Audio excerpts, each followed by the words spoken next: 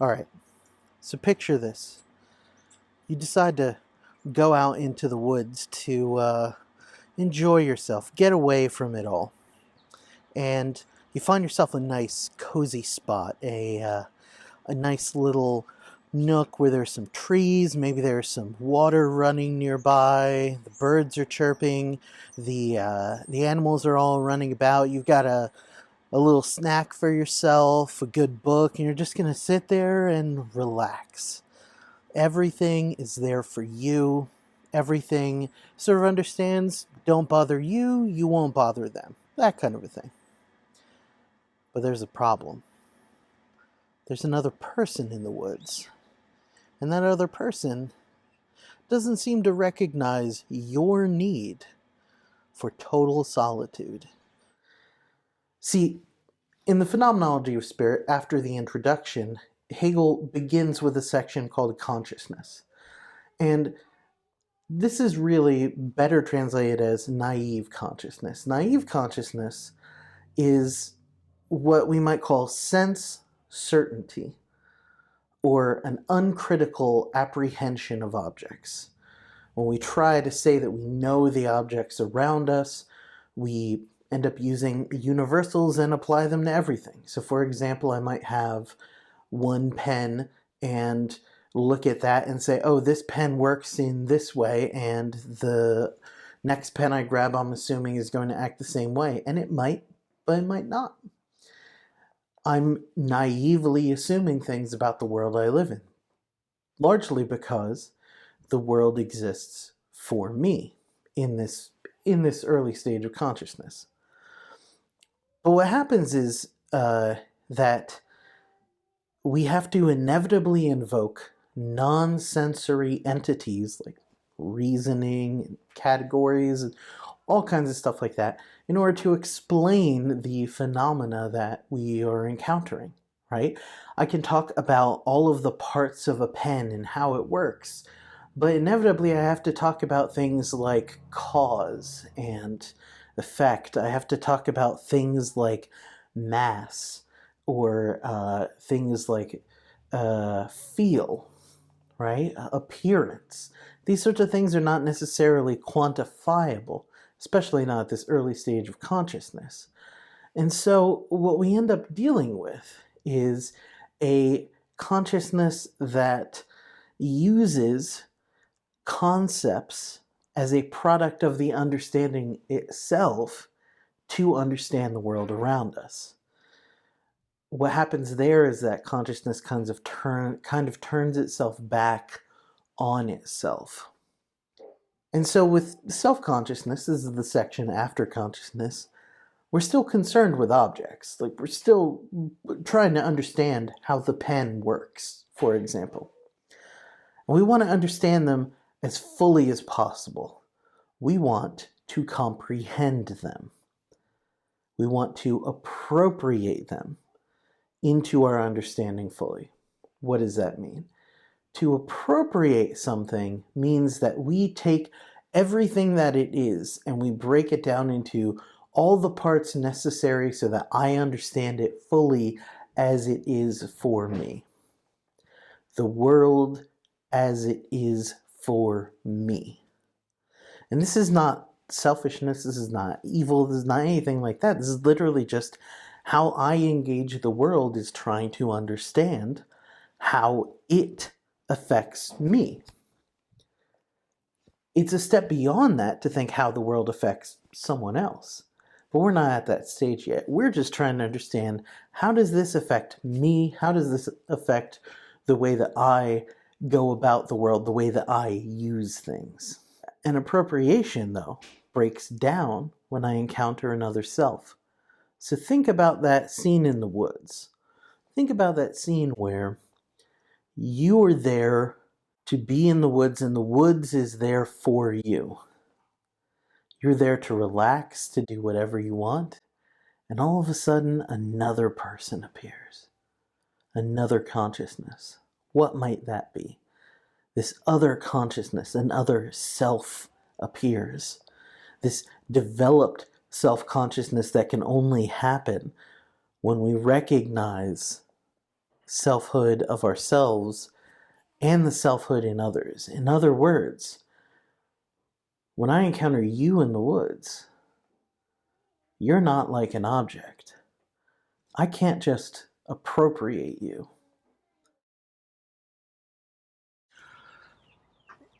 So let me tell you a story.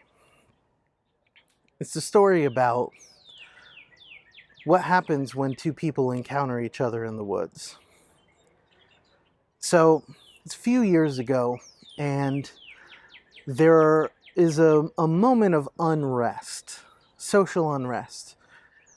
And in the process of trying to come to terms with what this means for society and for students, a number of students across the country decide to start protesting, and they do so by taking a knee during the national anthem. And in a lot of the conversations I would have with these students, the following phrase would keep getting repeated. We want the university, we want the institution to make a statement. What I think was going on behind that phrase, we would like the institution to make a statement, is something connected to what Hegel's talking about. We would like the institution to make a statement is really about recognition. According to Hegel, the first thing that goes through someone's mind when they encounter another self-consciousness in the woods is, I have to destroy you. Because what your existence does is challenge my position in the world that it is all for me. What your consciousness does is makes me feel less special, less unique, less important. And I simply can't have that. But very quickly, what that self-consciousness realizes is that winning isn't about destroying the other. Winning is about getting the other to recognize that I am the master and that they are subordinate to me. Winning requires recognition. And so we enter into what many have called the master-slave dialectic, or what Hegel calls the lordship and bondage section of the Phenomenology of Spirit. In this section, Hegel is really trying to get us to think about relations of domination and what's going on behind them. The consciousness that wants to, the self-consciousness that wants to be recognized as superior, he calls the master. And the one that gets deemed the bondsman or enslaved person is the one who does the work. But something strange happens. Hegel recognizes this. This strange thing that happens is that the master requires two things: recognition from the enslaved person as master, and the labor of the enslaved person. And Hegel notes that the enslaved person, as they continue to work, because human beings are fundamentally creative beings, they begin to see a whole lot more of themselves in the work that they're doing. In other words, the enslaved person demonstrates mastery over nature, of a kind, but still it's a form of mastery. And they also begin to recognize that they have the ability to do this, and the master does not. And they have the ability to give the master the recognition the master desires. If the master is dependent on the enslaved person's labor, and the master is dependent on being recognized by the enslaved person as the master, what happens when they refuse to do both? Institutions make all kinds of statements, and they don't have to actually do anything. Phenomenologist Sarah Ahmed talks about this a lot when it comes to diversity work. The making a statement counts in many respects as doing the work without any work having been done other than making a statement.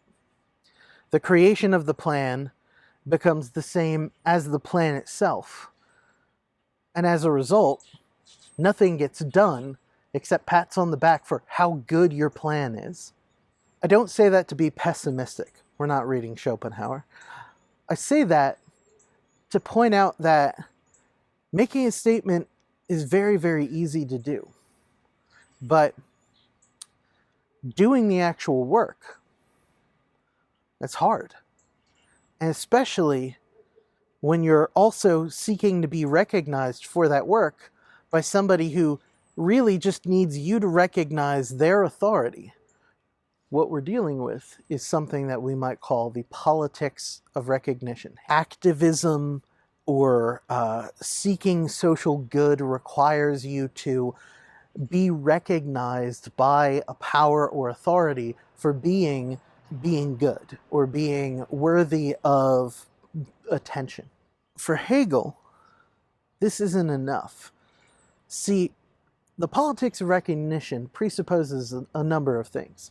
The first thing it presupposes is that the status quo is fine, that the system is fine, and it really just needs to be nudged a little bit. The other thing that the politics of recognition presupposes is that recognition is enough. Politics of recognition is not all bad.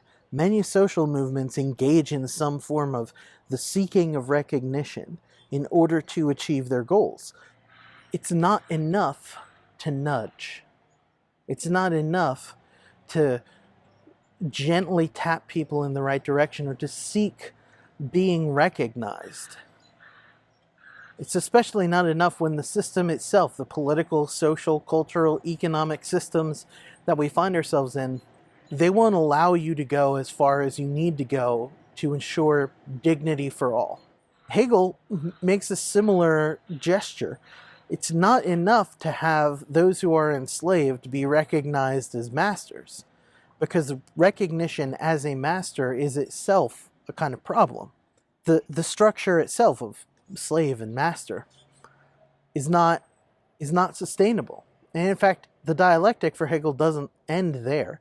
It keeps going. It moves to the position of what we would call a we, a good faith negotiation amongst perceived equals. The real work that we engage in is the work of when human beings, self-consciousnesses, recognize within themselves that their destinies are entwined with others, that society is a bunch of us together trying to negotiate how to live.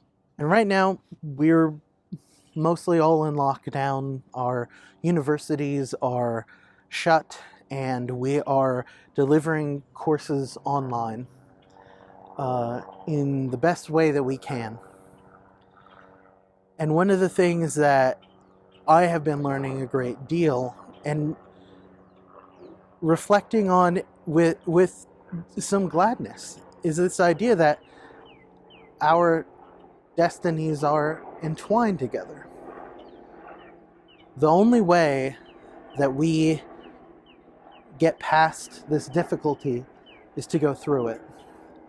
And the only way through it is together. And that is something we all ought to recognize.